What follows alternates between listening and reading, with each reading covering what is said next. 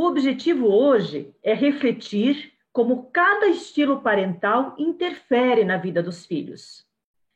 Cada tipo de pai participa na formação do projeto de vida dos filhos de modo diferente. A partir do que ouve dos pais, o filho tende a formar uma visão de mundo e a adotar atitudes alinhadas a ela. Ter consciência da forma que lidas com seu filho sobre seu futuro faz toda a diferença. O que pais negligentes diriam a seus adolescentes hoje? Quarentena na escola? Não vai fazer diferença mesmo. O que pais autoritários diriam? Isso é coisa de medroso, nada de mimimi.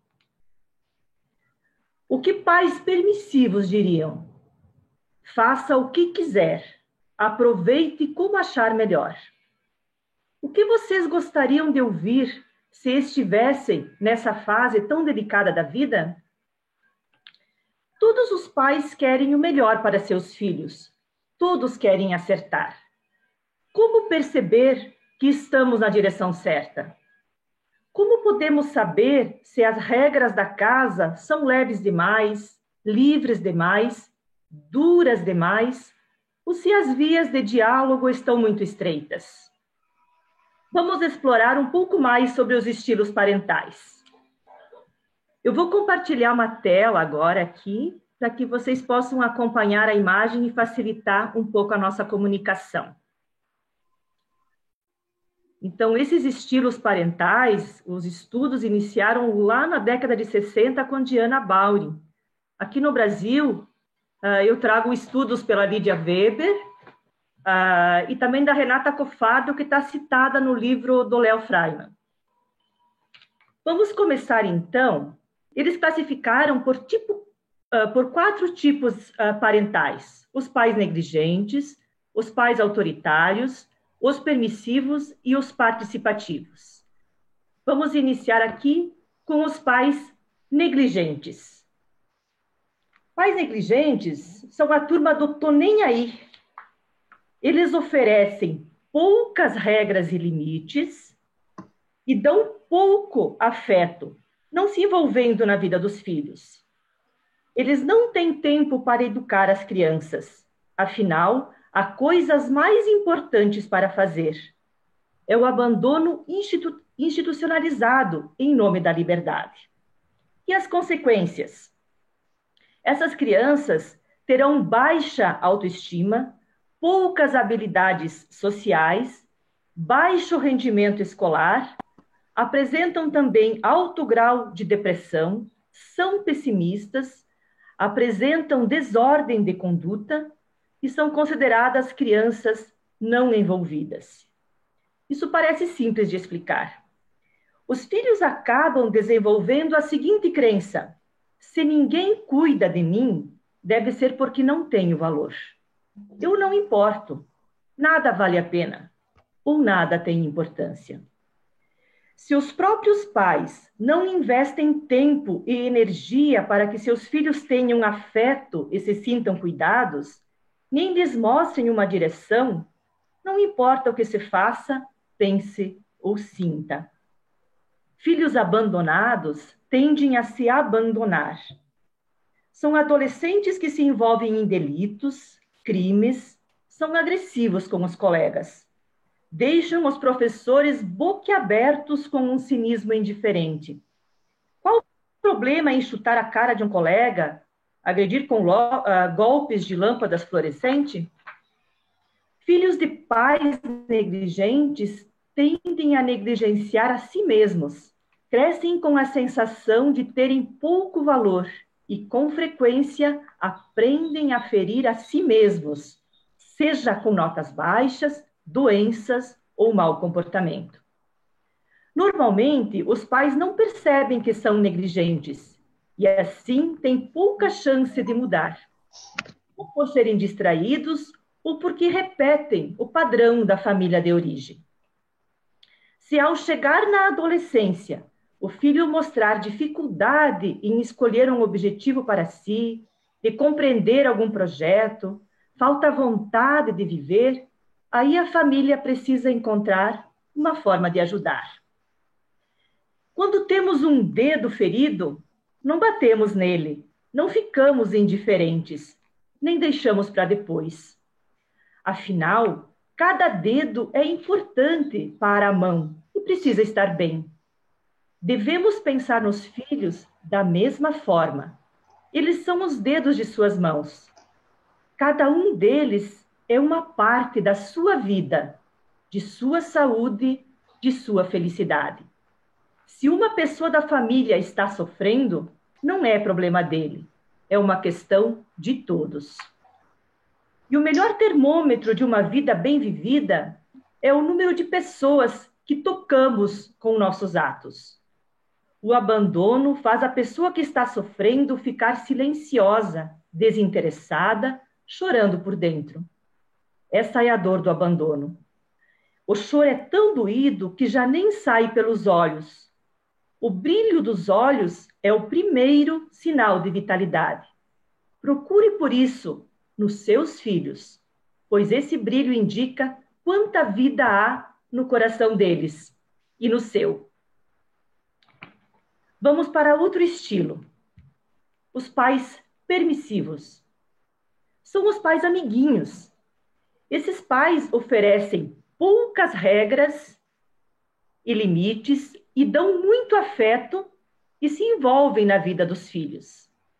Sentem-se frequentemente sobrecarregados e assim cedem com facilidade aos pedidos e chantagens. É mais fácil ser amigo, aceitar tudo, rir de tudo e minimizar as consequências de certos atos, dizendo que tudo é normal, que tudo o que faz de errado é coisa de adolescente. É mais fácil passar a mão na cabeça dos filhos do que ser pai e mãe. Os pais devem pensar nas consequências dos sims e dos nãos, de estarem presentes ou se ausentarem de serem pais de verdade. Na dúvida, é melhor ser pai e mãe do que amigo. Em educação, o mais fácil de hoje frequentemente leva ao difícil de amanhã. Deixar viajar com um grupo sem adulto por perto por acreditar que 10 adolescentes saberão a hora de parar de beber ou que irão se cuidar sozinhos, abre oportunidade para grandes problemas. O abuso de bebida, episódios de assédio moral, violência sexual e graves acidentes. Em educação, tudo o que se faz ensina algo. Assim, antes do sim e do não automático e simplista, vale refletir. Qual o efeito disso? Aonde essa ação pode me levar? Em que essa liberdade pode implicar? É o momento certo para esse gasto? E as consequências? As crianças de pais permissivos têm sim boas habilidades sociais e autoestima, mas têm baixa empatia. No quesito enfrentamento da vida, se vê num nível de autoestima e autoeficácia baixo. Apenas 11% deles são otimistas e confiam na vida, em si mesmos e no futuro. Têm resultados escolares baixos a médio e apresentam problemas de comportamento. São consideradas crianças exigentes. É um lar divertido, bacana, mas no médio e longo prazo se mostra sem rumo.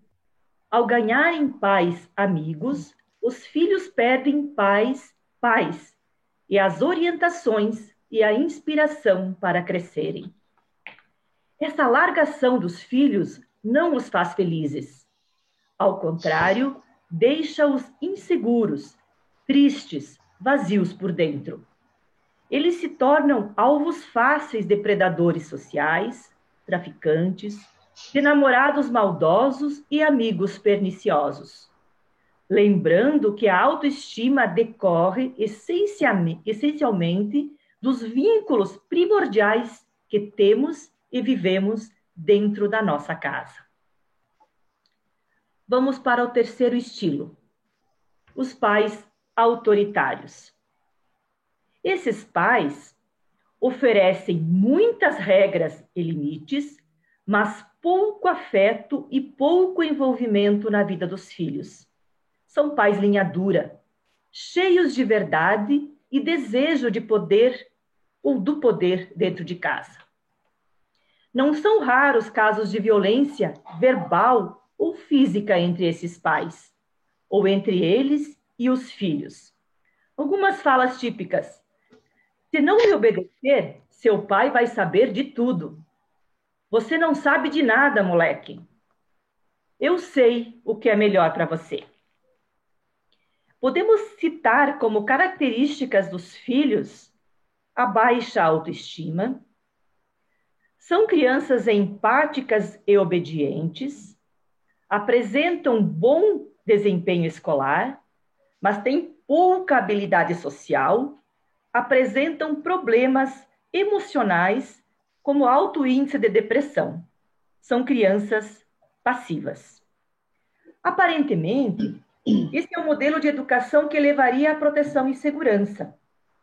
Porém, o preço desse padrão é que, junto com a firmeza excessiva, vem o medo, a distância e, ironicamente, uma grande insegurança. Esses pais frequentemente não conhecem os filhos, não querem saber de ouvir e sua forma de educar é cheia de verdades prontas. Por isso, mais uma vez, esses são filhos sem pai, que acabam sem projetos, sem ambição e sem interesses. A falta de diálogo leva ao esvaziamento das relações, ao medo, à falta de vontade e à raiva, que certamente é projetada em si e no outro. O cérebro pode acabar criando hábitos de desafiar, quebrar regras, ultrapassar limites de forma irrestrita, automática e perversa. Deseja-se o que o outro não quer, mesmo que seja ruim para si, só para contrariar. Vamos aos pais participativos, então. Esses são pais que impõem regras e limites, sim, mas também dão muito afeto e se envolvem diretamente na vida dos filhos. Os adolescentes, muitas vezes, não conseguem perceber a importância de muitos cuidados dos pais participativos. Por isso, também questionam e desafiam. Em tempos de altíssima liquidez, em que tudo é debatido, é melhor olhar, reconhecer e avaliar as diferenças, bem como respeitá-las, do que fingir que todos os pais podem ser iguais ao padrão de sua família. Essa é uma posição de um pai, de um filho que pede para viajar com 6 amigos no feriado, em época de isolamento social. Mas, pai, só você se preocupa. Ninguém mais fica chateado com essas noias. Relaxa, não pega nada. Deixa a gente viajar. Já temos 17 anos. Um pai participativo diria: sim, eu entendo que ninguém mais se preocupa com muitas coisas hoje em dia. Mas eu não sou ninguém. E em nossa casa não tem os valores de todo mundo. Nesse lar em que eu e sua mãe amamos você e queremos seu melhor e o melhor de todos, respeitamos regras, estabelecemos alguns padrões que deixam o nosso coração em paz diante de situações delicadas da vida. Por isso, pensaremos juntos em outras formas de aproveitar o feriado, sem deixar eu e sua mãe com o coração na mão ou assumindo riscos desnecessários. Vejam, sem gritar, explicando os porquês, com firmeza e respeito pelo desejo do outro. Não despreza, nem rebaixa ou desqualifica seu objetivo, mas sabe o que quer e fica firme em seus próprios valores e princípios. Em uma era de tanto relativismo, em que tudo parece ser negociável, há 3 coisas que não devem ser alvo de negociação: os cuidados com a saúde, os cuidados com a formação educacional e a moral. Esses são os verdadeiros valores de solidez interior que fazem a diferença no longo prazo em nossas vidas. Usar atalhos do tudo pode para ver de volta o sorriso no lábio do filho amado, vale lembrar. Alguns sorrisos hoje podem se transformar em lágrimas de dor amanhã. Pais participativos se mostram como aqueles que produzem os melhores efeitos na formação dos filhos. Por isso, as características aqui são associadas a aspectos positivos.